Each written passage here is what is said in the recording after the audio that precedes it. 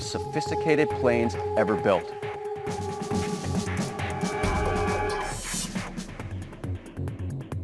I'm here at the Military Aviation Museum in Virginia Beach, Virginia, home to one of the largest private collections of restored warplanes in the world.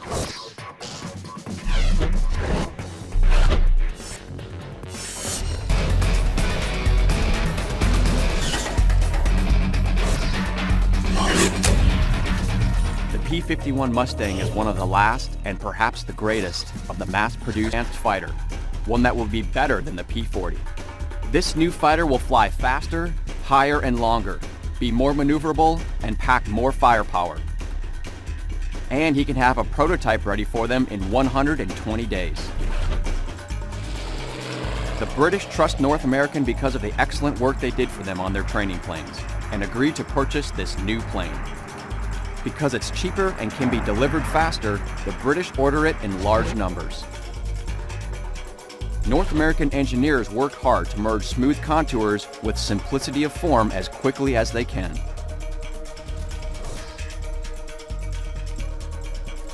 They use the same Allison engine that's on the P-40.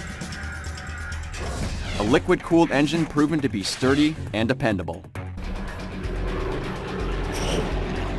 The U.S. Army Air Corps keeps 2 of the Mustangs for evaluation and places orders for the plane with the new designation P-51.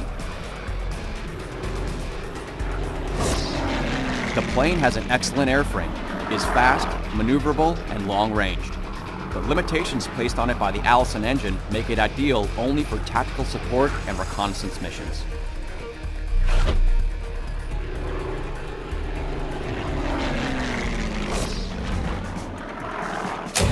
My name is Walt Ulrich. I served as a Navy aviator for 32 years. I remember hearing something about the design of the wing. It was a very unique aerodynamic, almost a breakthrough. Oh, it certainly was.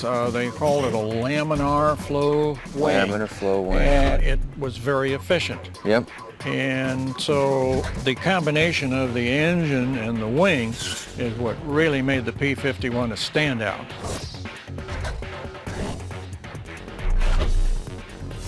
The Mustang's speed comes from its laminar flow wing, which shifts the thickest part of the wing back as far as possible to reduce friction, thus cutting down drag and increasing speed and range.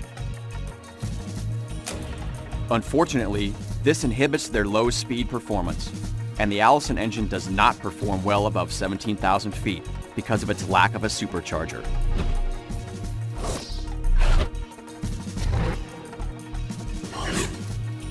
After extensive testing, the U.S. Army Air Corps comes to the conclusion that the Mustang would not be good as a fighter, and decides to order the planes to be used as dive bombers.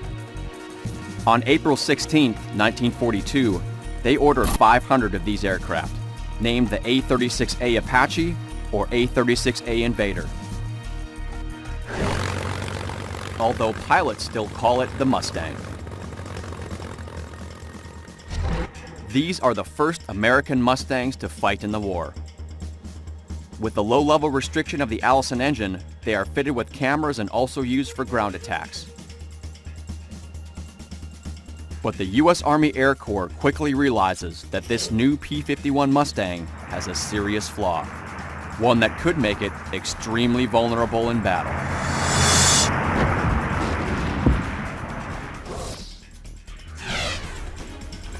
During its long service career, the P-51 served in the air forces of at least 25 countries around the world.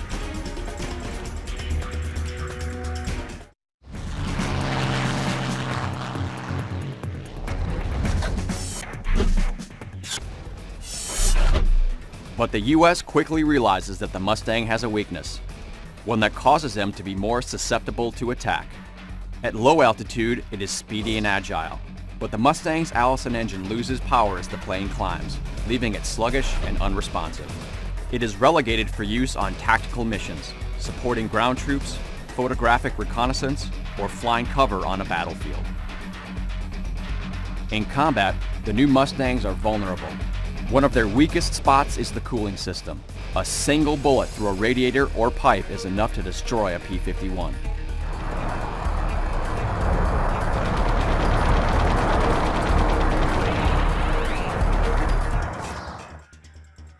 As dive bombers, the Mustangs are not successful.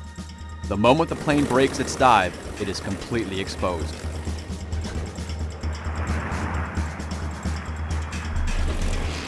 If the Mustang avoids the diving attack and simply roars along at low level, its speed protects it. The Mustangs used in low-level missions are powerful weapons. A squadron of Mustangs makes a very effective punch as airborne artillery.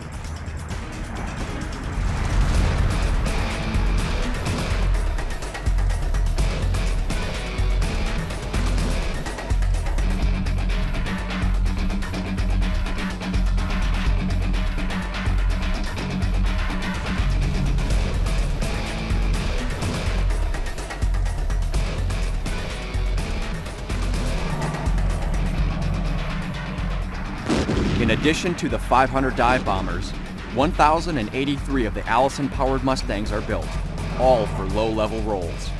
They are capable of carrying a 500-pound bomb under each wing, and a variety of machine guns mounted in the center of each wing. The wing is so thin that guns can't be positioned upright and have to be placed so that they almost rest on their sides. This arrangement leads to difficulties in loading and unloading the guns. They also have two 50 caliber machine guns in the nose, positioned under the engine in a staggered fashion. The machine guns are very accurate when attacking ground targets, and their low-level performance makes them excellent at skip bombing, dropping the bomb short of the target so that it bounces into position to explode.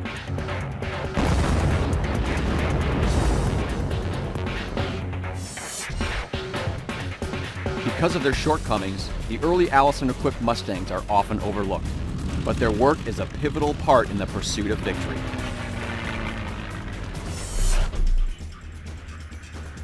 A few years into the war, making it through.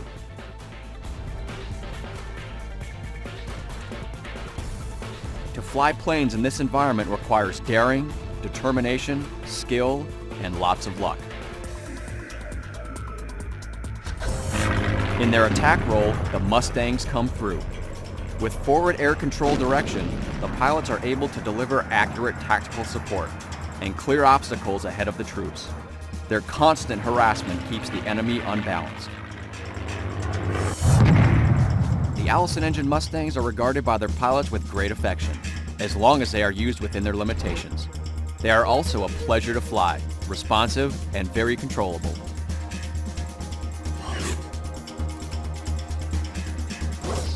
These Mustangs, designated A-36As, fly over 23,000 combat missions, claiming 84 enemy aircraft.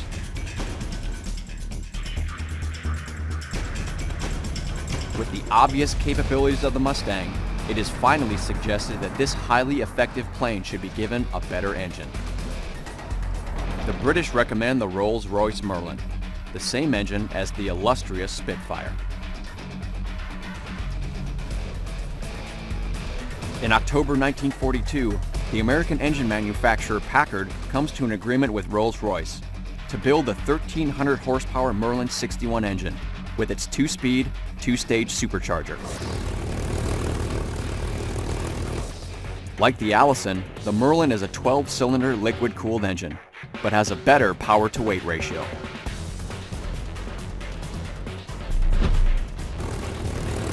After successful trial installations by Rolls-Royce, North American's engineers go to work. The Mustang undergoes some changes in housing this new engine, giving the plane overall better lines.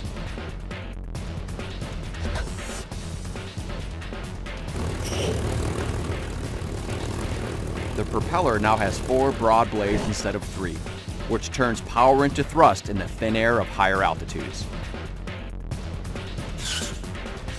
The carburetor inlet above the engine is repositioned below the propeller. The fuselage is strengthened and there are refinements to the radiator and its ducting.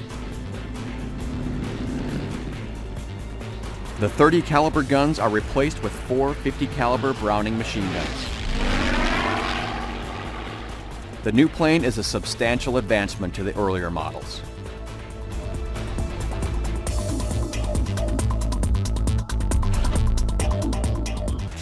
The wings are redesigned to fit 3 50 caliber Brownings in each, which brings the total to 6, and the repositioning eliminates previous jamming problems. The inner gun carries 400 rounds, and the 2 outer guns have 280 rounds each, giving the fighter a devastating punch.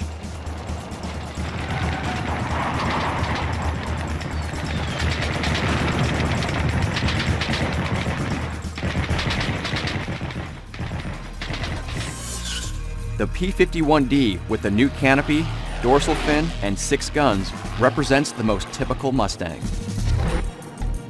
It has a 37-foot wingspan and is 32 feet 3 inches long, with a height of just over 8 feet. The P-51D is complete, both offensively and defensively, and has become the most dominant aircraft in the war. Dominican Republic and Indonesia into the 70s. They are also the planes of choice for many civil pilots, for aerobatics, racing, or simply for pleasure. Their power, coupled with their dependable airframe, gives them a uniqueness that is unmatched. The P-51 Mustang is highly regarded as the best American combat and performance fighter ever designed.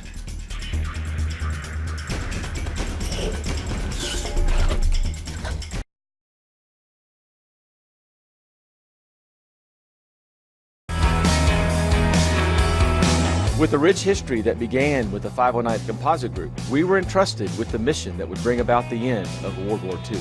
After the war, the 509th Bombardment Group would continue to embody the 509th legacy. Today, as the 509th Bomb Wing, we provide strategic deterrence, global power, and combat support to combatant and joint force commanders, anytime, anywhere. That's why, for over 50 years, the 509th has embraced the Defensor Vindex as a symbol to remind us of where we came from and guide us toward tomorrow's mission. I'm Brigadier General Paul Tibbets IV. This is our legacy. This is the 509th Bomb Wing.